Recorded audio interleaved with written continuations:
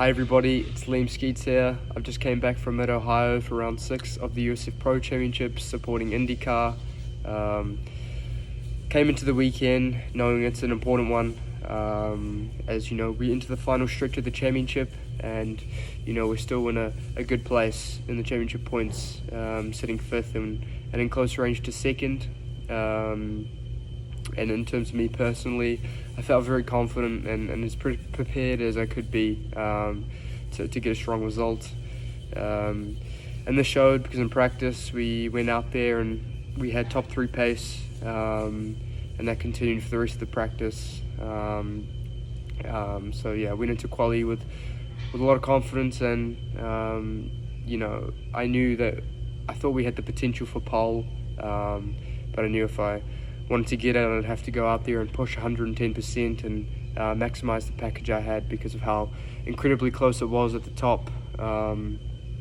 Fortunately, in qualifying, I went out at the end of my first stint. I just overstepped the boundaries and had an off, but you know, it didn't count as sour. Qualifying was far from over, as I only missed a few laps and got back out there. But yeah, we unfortunately just lacked that car speed we had for all the practice, and struggled for performance, and ended up in the mid pack. So that was really disappointing. You know, it was surprising.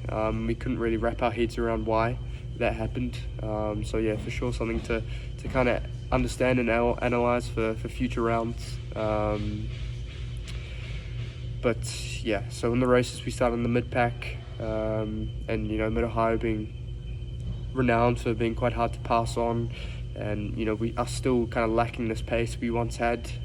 We struggled to move forward from the mid-pack. Going into the second and final race of the weekend, we made quite a big adjustment to the car. And you know, the opening laps, we were one of the fastest on track, and I felt comfortable again, back to how I felt in practice, and we were moving through the field with 3 good moves up to P7, but unfortunately I had contact with another driver, no real fault of my own, which ruled us both out of the race, and kind of killed our chances at you know, our chances at capping off the weekend with a strong result, as it looked to be. It was gonna hopefully fall that way. It was looking really promising. So it was disappointing. You know, the weekend was up and down and kind of ended on a disappointing note, but still a lot of positives to take away.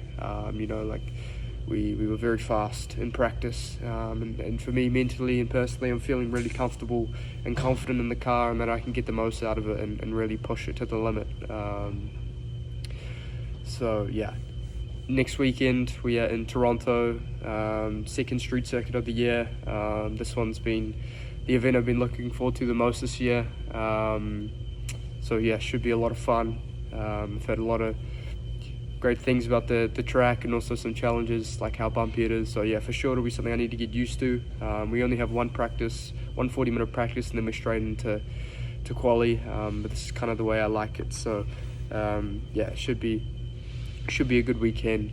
I want to say a big thank you to all my supporters, my partners, especially Omega Rental Cars, the Tony Quinn Foundation, Giltrap Group, and James Kirkpatrick Group.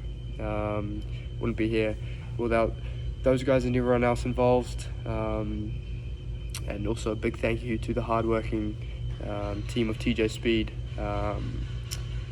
You know, we'll bounce back from a setback, we'll learn from it, and no doubt we'll be back punching at the front at Toronto, as I still feeling really confident that we can have a strong weekend. But no, thank you everyone for your support. Cheers.